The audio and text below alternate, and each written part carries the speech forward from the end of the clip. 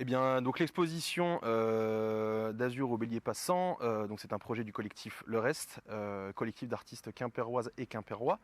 Euh, c'est l'idée donc du collectif. L'idée du collectif principal en fait était de travailler ensemble, de faire une exposition de techniques et de médiums multiples. Euh, L'exercice que Le Reste s'est imposé, c'était un thème. Il y avait déjà eu des engagements avec la mairie de Quimper précédemment. Et le lieu donc du prieuré de Locmaria a été mis sur la table et du coup le collectif s'est dit que c'était une aubaine de choisir un thème moyenâgeux pour prendre très large pour cette exposition-là. Donc pourquoi prendre large? Parce que l'objectif du Reste avant tout c'est de faire une exposition d'art contemporain, de proposer des techniques, des réflexions, des cheminements que chaque artiste a pu travailler auparavant, que ce soit à l'école des Beaux-Arts, puisque certaines et certains sont issus de l'école des Beaux-Arts de Quimper, mais également de manière personnelle, en autodidacte, sur leur vie, en commun, en solo. Voilà grosso modo l'idée du collectif pour cette exposition, d'autant plus qu'elle s'inscrit dans un mouvement général de rentrée des arts visuels, rentrée de la culture. Elle a lieu le 1er octobre, on est à un mois après la rentrée scolaire, ce qui est un bon moment pour voilà, reprendre sa vie, recôtoyer des expositions, recôtoyer du monde et le monde de l'art. Moi j'ai eu un parcours assez hétéroclite dans les études d'art. J'ai commencé avec une licence d'art plastique, j'ai fait des études pour devenir professeur d'art plastique, que j'ai très vite laissé tomber. Puis je suis arrivé à l'école des Beaux-Arts de Quimper, là où j'ai rencontré du coup la plupart des membres du collectif, avec qui je me suis lié d'amitié, avec qui j'ai pu travailler, que ce soit à l'école ou en dehors sur des projets plus personnels. Et suite à ça, moi, quand j'ai arrêté les Beaux-Arts, j'ai décidé de me diriger vers un autre cursus parce que la pratique artistique ne me représentait plus totalement. Maintenant, je suis la formation MAE à l'université de Rennes 2, donc métier art de l'exposition, qui s'intéresse à tous ces métiers qui cherchent à mettre en valeur les artistes et leurs pratiques, notamment dans le champ de l'art contemporain.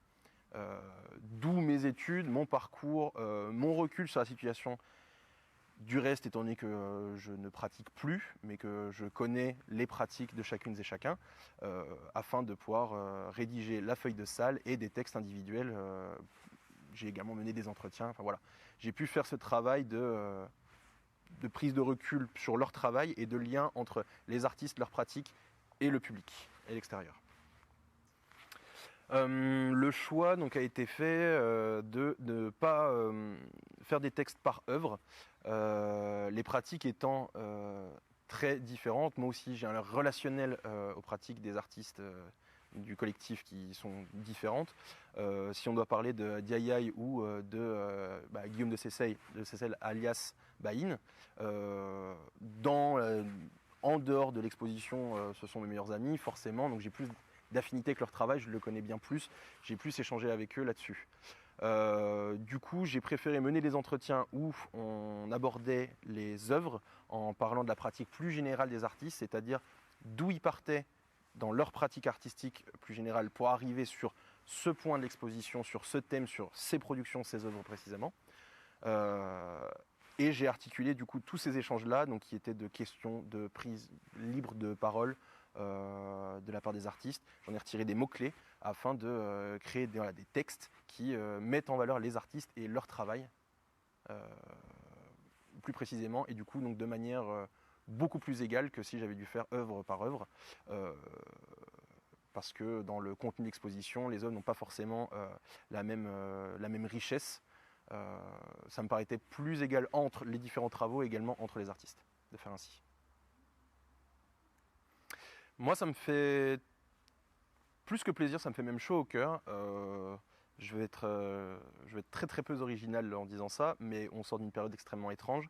De pouvoir faire une exposition qui a vraiment l'allure d'une exposition d'art contemporain, c'est très plaisant. J'étais heureux aussi de pouvoir travailler avec des amis, des anciens camarades, des anciens collègues sur un autre statut, non pas en tant qu'artiste où moi j'avais un complexe et du coup j'étais dans la comparaison, mais en ayant mes propres tâches à accomplir et en ce qu'elles sont bien plus claires pour moi en tant que commissaire d'exposition.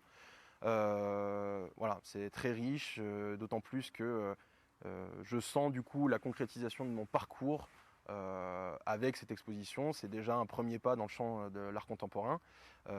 Et voilà, une première expérience en tant que commissaire. C'est ce pourquoi j'étudie, c'est ce pourquoi je travaille, c'est ce que j'ai envie de faire. Et voilà, une première expérience, c'est toujours chouette. Maintenant, c'est quelle est la prochaine? Mon année à moi va être assez chargée car donc la promotion MAE tous les ans organise une exposition à la galerie Art et Essai de Rennes 2. Le projet est mené de A à Z, qui concerne les questions administratives, de communication, de relationnel avec le public, avec d'autres structures. Pour notre projet, nous sommes en lien avec la Criée Centre d'Art Contemporain à Rennes. Voilà, ça va être quelque chose d'assez complexe, très professionnel mais très riche. On va avoir des yeux un peu partout malgré les tâches respectives des différents pôles.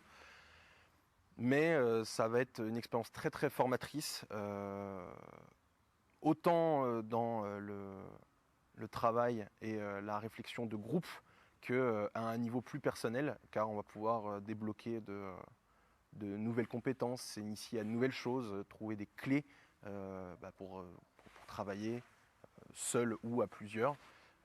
C'est surtout ça que j'imagine là-dedans. Je me dis que là, je vais faire mes armes pour ensuite me lancer voilà, à corps et âme dans le monde de l'art contemporain et pour construire mon réseau, faire mes expériences, voilà. Croquer le monde.